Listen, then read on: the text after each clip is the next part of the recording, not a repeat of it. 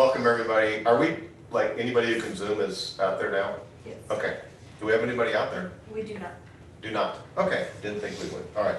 So I'd like to call to order a special meeting of the Centerville Community School District, May 10th, 2022 at 5 p.m. in the Centerville Administration Office. Start with the Centerville Community School District mission. All students will learn well, become lifelong learners, and contribute positively to society. With that, this is a special board meeting. I'd like to call to order with a roll call, please. Johnson. Here. Moore. Here. Mike Thomas. Here. Bob Thomas. Here. Shondell. Here. Berger. Here. Wiskes. Here. With that, I'd entertain a motion to approve the agenda. Motion to approve the agenda. Second. We have a motion second to approve the agenda. All in favor signify by saying aye. Aye. Aye.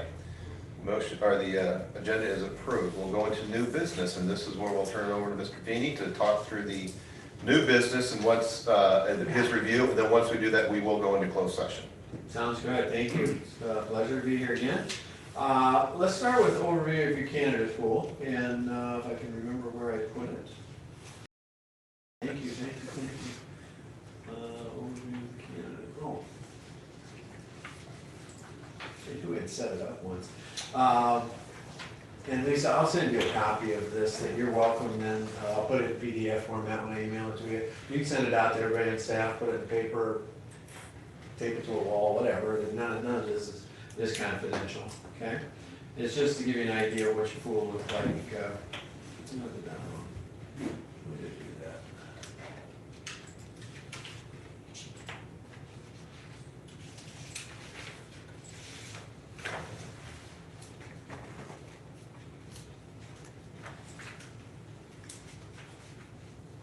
Oh.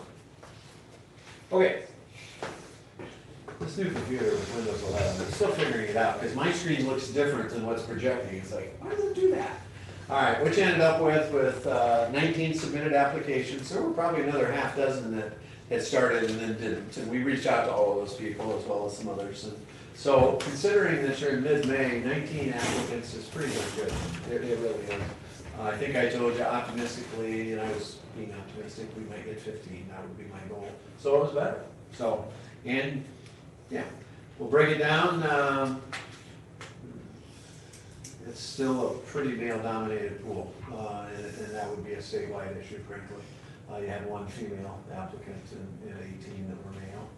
And again, we tried, but there's not much you can do about it. This is all self-reported as well, and so you had 100% were white. We do this just to see where people are finding out about it, and almost universally in every search that we do, about half of the candidates find it on our website, and that's a good thing. I think we get about 1,700 hits. District employee, this again is self-reported.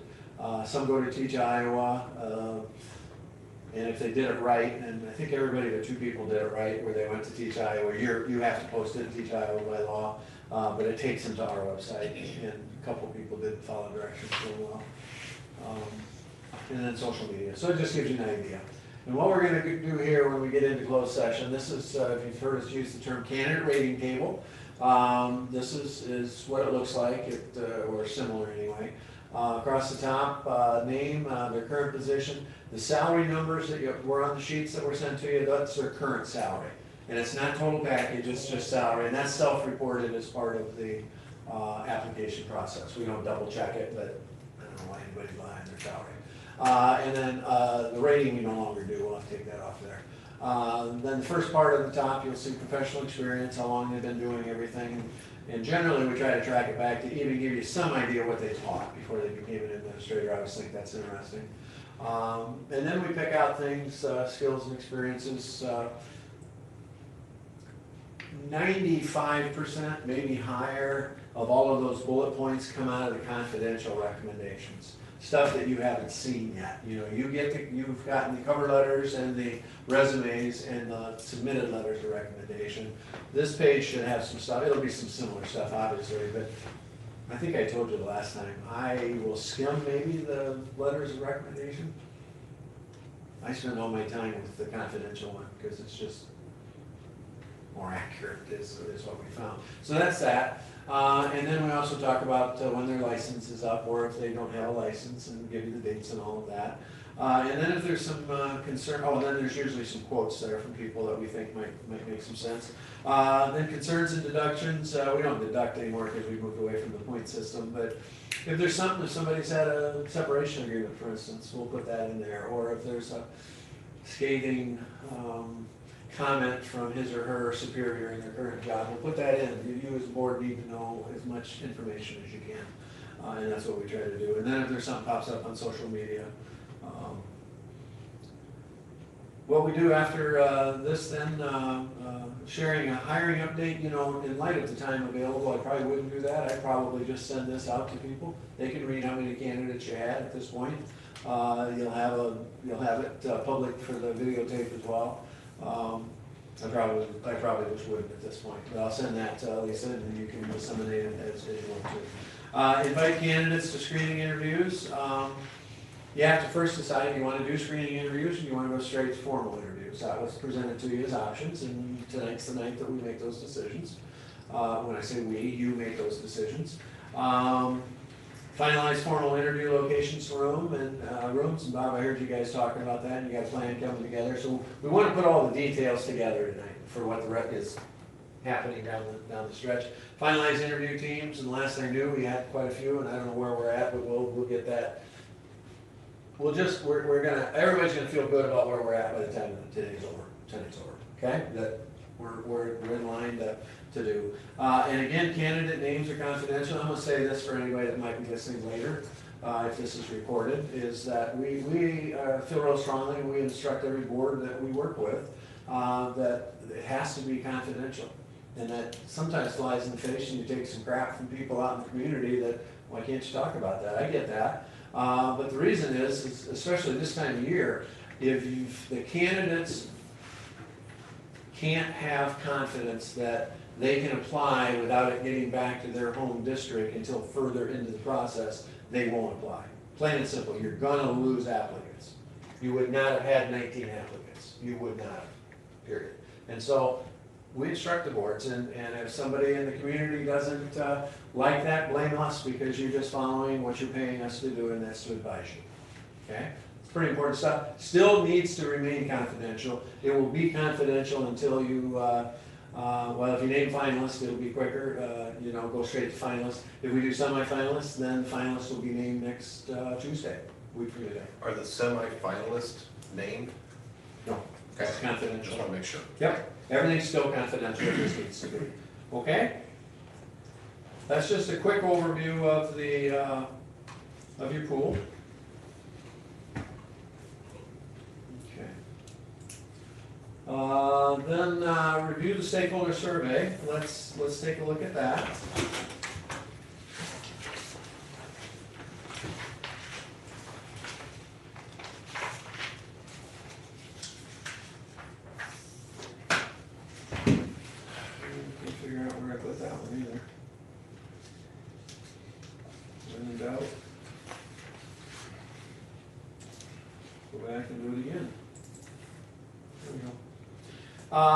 And again, you ended up with a really nice turnout with people filling out the form. And we're just going to run through this, and again, you should have all, yeah, you do, you have a copy of it, good. And again, this is something that can be posted on the website and out to the public. This is not confidential whatsoever. This is good stuff, I think. Purpose of the report is pretty straightforward. You ended up with what, 237 responses? That's pretty solid. And we ran it like 10 days, that's pretty good. And actually, that's really good. We've had anywhere from 60 to 400, so you're well into the good range on that.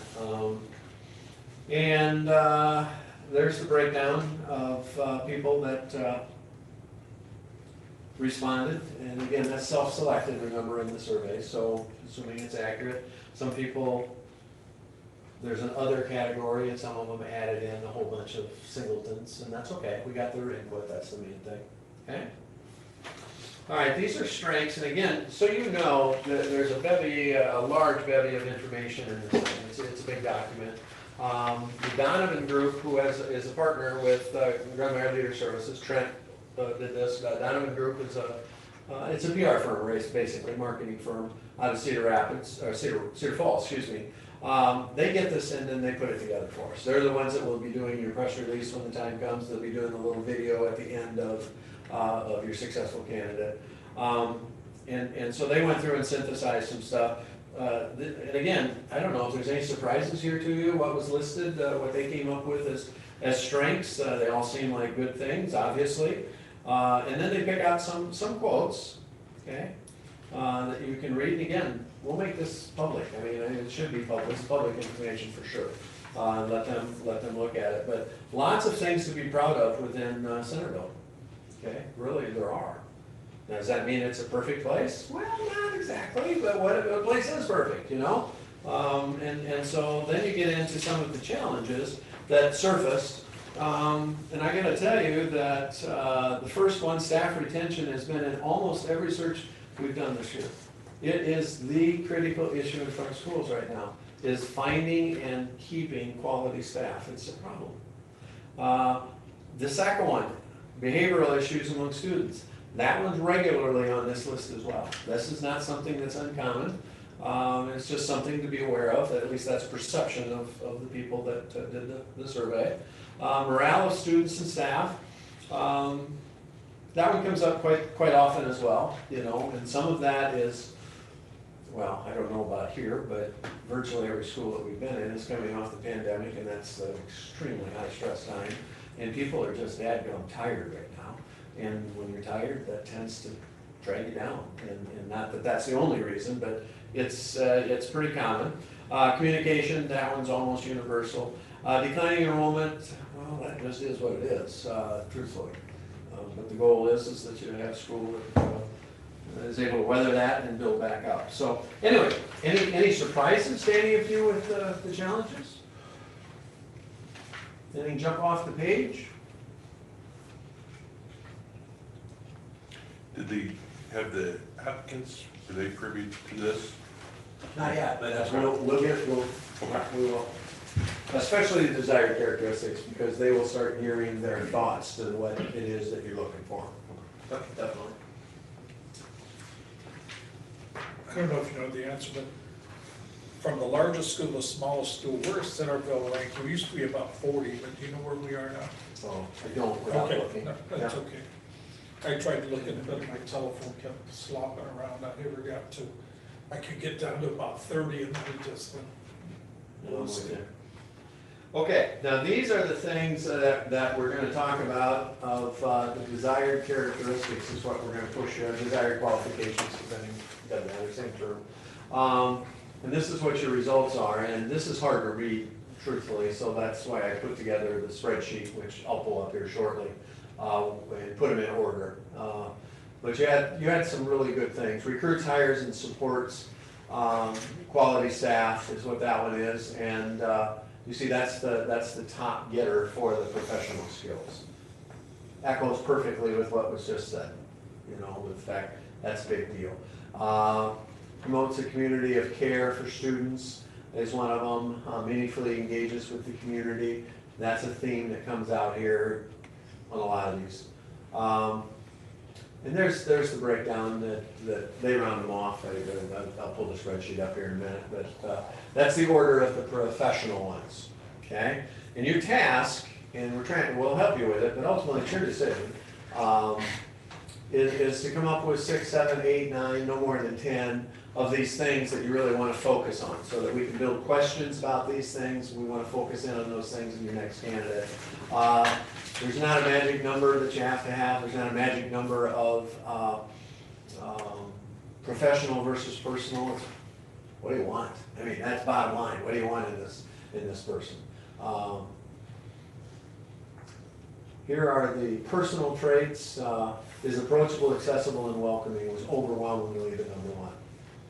That's what the people were saying, is they want a superintendent that they can approach and feel good about.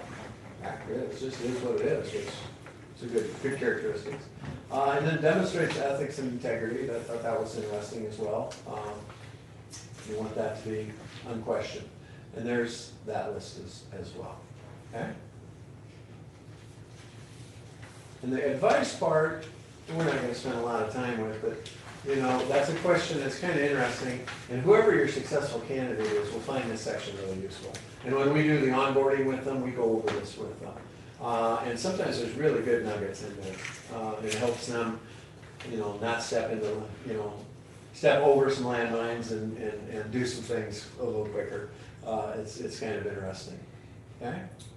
And again, you've had this for a while. Is there anything that jumps out that's, wow, really totally off base, or, yeah, it's okay? I thought the one that, the next to the last one, make our home even better. Yeah, that's a nice term, isn't it? Yeah. Yeah, it is.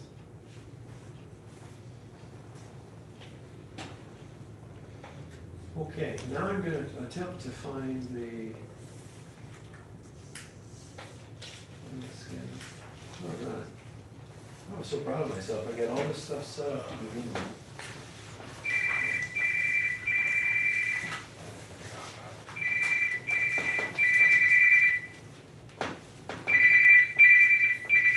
JD,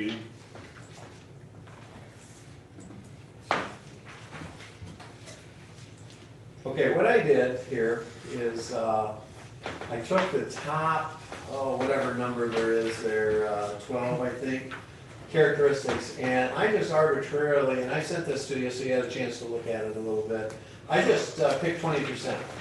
Anything that had 20% response rate made the list. And those are listed there, and of course I like colors, so the personal ones are red, the professional ones are blue. Again, I don't know that it matters a lick about that. These are what are the characteristics that you want in this next superintendent? That's really the bottom line. And what I did, looking, and this is just to get you started, what I did with these top whatever is put several of them together and then put them in alphabetical order about, as a starting point for you in your discussion about what you want to do with desired qualifications. Brings out, again, they're in alphabetical order. For instance, has high expectations for self and others and follows through on tasks and responsibilities. I lumped that together. We could separate it. I just did it to create some space. So really, what are the things that you really want to make sure that we focus in on as we move into this process of interviewing and stuff? What are those characteristics that you just gotta have? I think these are, this list that you have is pretty accurate, I think. About the rest of you. Feel free, you don't hurt my feelings, I just try to save you some work. pretty well sums it up, I think. Is there anything from a board perspective that didn't come out in the survey that you wish to add? Because that is your right and actually responsibility. How do I put this? Decisive decision-making.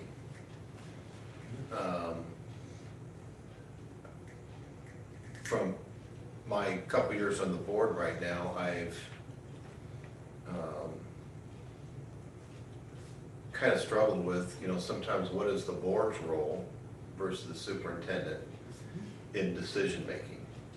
And so it seems like sometimes it's up to the board to make some decisions on things, and sometimes it's up to the superintendent to make some recommendations for the board to make the decisions. And so there's been some times over the last couple years that I've just thought about the separation of the roles between the board and the superintendent when it comes to decision making. So maybe that's more of a mentoring thing that I personally need, but I guess the concept is, you know, collaboration with the board and decisive decision making. Maybe we could weave that, I'm thinking, Kevin, I get what you're saying, and Yeah. it makes sense. Maybe we could weave that in to be part of either as a strong collaborative instructional leader, able to make decisions or something, or add in is approachable, accessible, no, not that one. Probably that other one. And then let's see if we can't add it in a word somewhere or something that will at least allow us to ask some questions about that. Because as I've read through all this stuff coming back, and I've read through everything that every one of the candidates put in, they all talk about being collaborative. I come out of a background where somebody's got to be in charge of making a decision. Yeah. And so I think that's, you know, I get collaborative decision making, but at the bottom line, we're hiring someone to be in charge of the district and make decisions. So I don't know if just it's the climate of education today where it's all about collaboration when, you know, where's the role of making a strong, decisive decision? How about, yeah, it is, and one of the things that we'll get at in some of the questions for candidates is that, you know, when's it appropriate to collaborate and when is it to Yeah, just. yeah, that's what I want to, yeah. And we get at that. What if we just said, is a strong decision maker, comma, collaborative and instructional leader? I can add that in. All right, what else? I'm agreeing with what Kevin said, I've got that concern too, that I don't know where the dividing line is. Well, it comes down to, you can get a group together and they can be collaborative, but at the end of the day, so to speak, the decision has to be made either by an individual or the group. Sometimes you have to force the group to, you know, That's put your, well you know, said. put your money down kind of thing. So that's as much your ability to handle a group as it is to make a decision. And sometimes people think collaboration is you know, talk until everybody's passed out and then whoever's left gets to make the, no. No. Yeah, you get as much input as you need and then sometimes you just make that decision Yeah. based on the input. That's how it works, that's. I spent a lot of time in an organization that was all about leadership development. And that was a huge thing. It was talked about all the time. And off of that, there's so many times I've been in professional development classes that talk about leadership and, you know, you have the discussion, is a leader born or is a leader made? You know, you have all these esoteric conversations. Right. What is the definition of leader? My definition of a leader is what I developed over time. This is just my personal one. And this is how I would look at a superintendent is. A leader is responsible for everything that the organization does or fails to do. So you can't be, because it galls me, the kind of leaders that will stand up and take all the credit for everything the organization does, but when somebody below them doesn't do something, they throw them underneath the bus. No, you have to equally take both of those, because if that subordinate didn't meet the standards, then you haven't done your job to mentor, create the climate, equip, and all that kind of stuff. That comes back on the senior leadership page. So I look at, you know, superintendent who is going to be someone who is going to lead from the front, but that doesn't mean it's authoritative. It's, you know, collaboration is good, but my gosh, somebody's got to be responsible for everything that the district does or fails to do. Gotcha. No, I think we can do that. Yep. Anything else there? Are you okay with moving on with the ones that are there? Sure. Chris? Yeah? Good? Okay. All right, now, next thing was review, potential finalist interview schedules. I sent those, I think, to you. No, there it is, of course.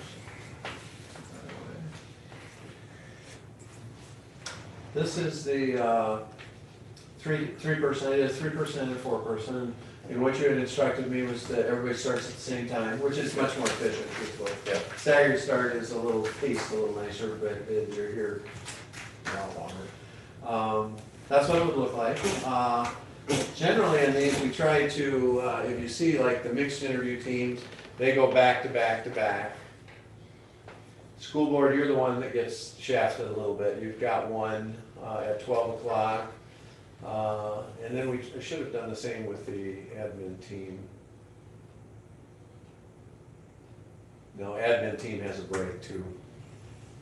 I know why we did it that way. The mixed interview teams, we wanted back to back to back because you Yep. had a community people. That makes sense, yeah. And so that's what it would look like. Everybody good with that? Yeah, We'll fill in room locations a little bit later. yeah, depending if we decide on 3 or 4. Yeah, Yeah. and let's, and, I guess the one thing I just want to say, as a board, we have to this is kind of an advice question I'm looking for is, when we go into a school board interview, do we have to do this whole public meeting, closed session every single time we go in and out of that? In this case, you probably will want to come out just because you have a break in between. If it goes back to back to back, no. Okay, And you can just publicly say we're going to recess, then you just have to not talk about what's going Right. on. and that's kind of where I'm getting at, so if we're gonna end at 1:15 and get back at 3:45, we have to make sure because we're not in closed meeting, unless we wanna all sit in the room for that long together and look at each other and talk about things, which I don't recommend. I vote no, and I'm not even gonna be in here. Yeah, but when we do break up in recess, we have to make sure that we don't have a four-person, together. And I would highly recommend that we just don't even gather in the onesie twosies, well, onesies, you're on your own, but in the twosies, threesies, and talk about this, just so that we are, making sure that we are doing everything that is correct from an open meeting standpoint and closed session standpoint. Yeah, In other interviews, we never had an open meeting. We just interviewed Tom and we never opened or closed, did we? I think we did, because we were in here. We were in here. You'd have been- I wasn't here, but I would imagine it Because was we didn't closed. do that. Usually with an interim, when you start out. And with Lisa, we didn't open a meeting. I wasn't So are we gonna have to here. go through something like this? I think there was only three of you. What? There was only three of you. Yeah, right. You Okay. only had one person. Yeah, and we'll help get it posted appropriately. Okay, so we'll get it posted, and there's, and we'll have Mr. Parliamentarian help us, we'll go into recess. Open up, we'll go to recess, and then we'll reconvene, so. Okay, That'll work. Okay, that's the three-person, four-person, should look real similar. I mean, it's just one more person. yeah, Actually, with that may work out a little better. And you, three is the recommended level. If you were to go straight to formal interviews, I'd say four. Because you're skipping a major step if you do that. The problem with four is the data you're gonna get back is gonna get watered down. It's just a statistical fact. You're gonna spread it out more instead of with three, and it's noticeable. But we've had probably a half dozen searches this year that have had four candidates. So, I mean, it really is your decision, okay? Any changes to that, or we'll just add the room locations and stuff later? Okay? We could do room locations right now if you want. I just wanna write them somewhere so I can go back and take them at some point. yep, So we were gonna do the mixed interview teams At Lakeview. at Lakeview. And those would be in the Lakeview Library and in some classroom in Lakeview. I don't know. I was gonna go see Terry today, but I did not do that. Well, and at this point, you can just get it Let through. Lisa know? Yeah, and then Okay. just get back to me. Okay, so that takes care of the two mixed teams. Admin team and directors? Put them in the basement. Yeah, that's what I There- thought. Is that gonna work out? What's that? There is no room in the basement. There's What? students down Oh, there. no room in the basement. There, We won't have students down there that. Oh, okay, so just in that open area? Yeah, Is it private? yes, it is. Okay. so down here, okay. Lower level of the admin? yeah. I didn't realize that space was down there. I was still thinking we were printing from there till Lisa took me down there, I guess. Isn't that your alternative downstairs? No, it's, what do you? Virtual learning academy. Virtual. Gotcha. And then board will be in here, right? Do, do we ask the questions individually, or is it moderated? On the finalist interviews? Yes. It'll be, you'll ask them. What we do, and we can do it any way you want. Normally what we do is, for the mixed interview teams, I'll be with one and Trent will be with the other. And then the administrators will be on their own. We'll do an orientation with them, and we'll do an orientation with you as well, to help you pick the questions and whatnot. And then you can figure out, one person can ask them. I think it's best really to have everybody go around and ask, because then you're having a conversation with the candidate. But we'll walk all through all that. And then as far as the actual interview questions, we'll write all of those. And then you can adjust them, tweak them, add to them, whatever. It's your interview, as long as they're legal. but we'll guide that process and do all the grunt work for you. Okay? And soon, now that we know what the desired characteristics are, I guess what my project starting tomorrow will be, which I think is great fun. I gotta get a life, don't I? Okay, I think we are done with that part of it, people, and so, unless you all have questions that are public, otherwise we can get into the candidates, which requires closed session. Anything else in the public meeting we need? Okay. Hearing none. At this time, the Centerville Community School District will, pending a roll call vote, will enter into closed session pursuant to Iowa Code Section 21.51I to evaluate the professional competency of an individual whose appointment, hiring, performance, or discharge is being considered when necessary to prevent needless and irreparable injury to that individual's reputation and that individual's request at a closed session. Roll call vote, please. Well, somebody needs to make a motion. Oh, sorry, need a I motion. move to go into closed session. Second. Thank you.